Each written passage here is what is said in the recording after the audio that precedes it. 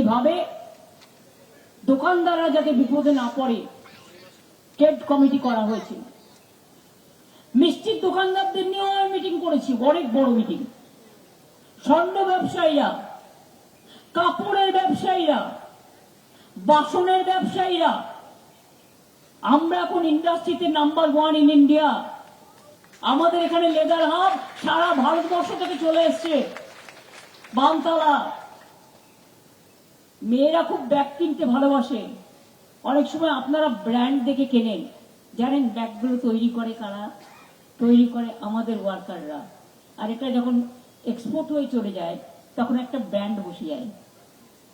তাই আমি ওদের বলেছিলাম তোমরা নিজেরা দোকান করো। এখানে দেখবেন আলিপুরে আমি একটা দোকান করে দিয়েছি, আলিপুর মিউজিয়ামের পাশে, সৌজন্য, শিল্পান্ন, অনেক কিছুই হয়েছে। ভবানীপুরে তো ঢেলে করা হয়েছে, কোথাও বাকি নাই কিছু। এমনকি পদ্মপুকুরে 10 টাকাটা দিয়ে দেওয়া হয়েছে, আরো 1 কোটি টাকা দিলাম। তাছাড়াও যেটা প্রয়োজন, এই পাকটা করতে হবে, এই জলটা করতে হবে, এই রাস্তাটা করতে হবে, এই লাইটটা করতে হবে। এমনকি ভবানীপুর এডুকেশন সোসাইটি তাদের জমি দিয়েছি ইউনিভার্সিটি করবার জন্যও। সেন্ট জেভিয়ার্স ইউনিভার্সিটি আমার করে দেওয়া, জমি দিয়ে দিয়েছিলাম ওদের। স্বামী বিবেকানন্দ শিকাগোর রেপ্লিকা ইউনিভার্সিটি, ওটাও জমি দেওয়া আমার।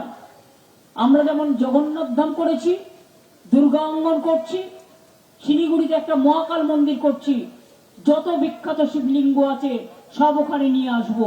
কাজ শুরু হয়ে গেছে এবং মহাদেব, সবচেয়ে বড় মহাদেব তৈরি করে দেবো ওখানে।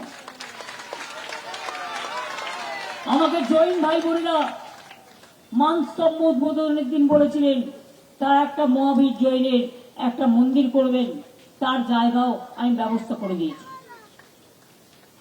যখন যেটা বলেছে, লোকনাথ ঠাকুরের নাম আপনারা সকলে জানেন, চাকলা ধাম, কচুয়া সব করে দিয়েছি। অনুকূল ঠাকুর, ওঙ্কার ধাম সব করে দিয়েছি।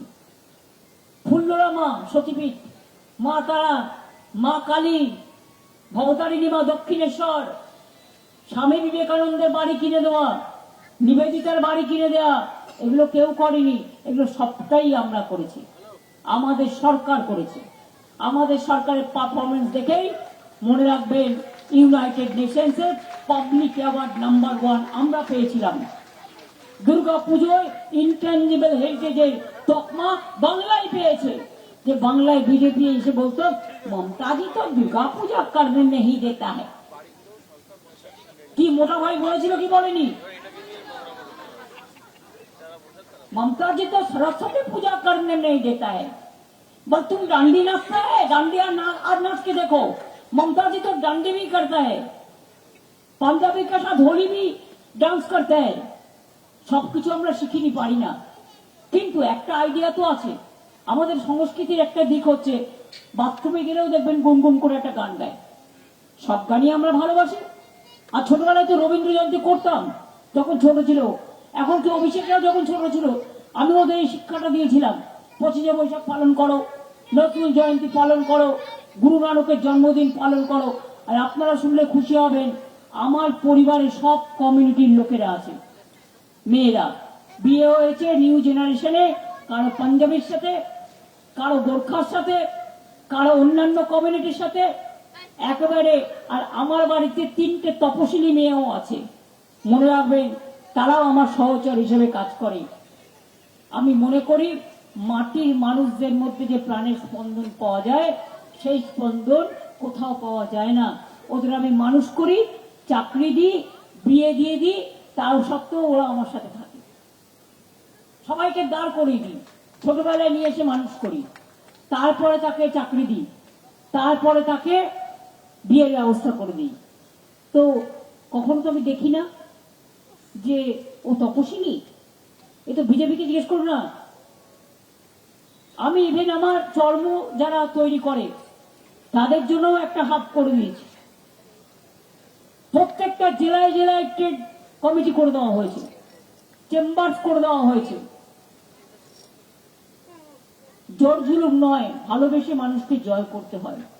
এটাই শ্রীকৃষ্ণ বলেছিলেন এটাই গান্ধীজি বলেছেন, নেতাজি বলেছেন, রামকৃষ্ণ বলেছেন, স্বামী বিবেকানন্দ বলেছেন, রবীন্দ্রনাথ ঠাকুর বলেছেন, নজরুল ইসলাম বলেছেন, বল্লভভাই প্যাটেল বলেছেন, রাজেন্দ্র প্রসাদ বলেছেন, নেতাজি সুভাষচন্দ্র বোস বলেছেন। সবাই একই কথা বলে গেছে, শুধু ভাষাটা ভিন্ন ভিন্ন, রূপটা কিন্তু অভিন্ন। এটা মাথায় রাখবেন।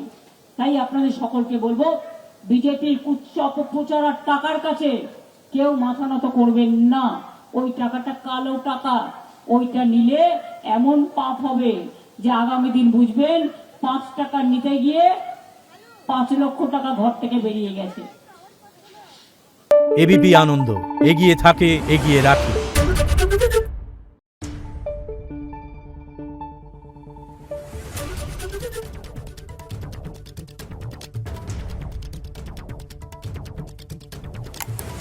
Thank you.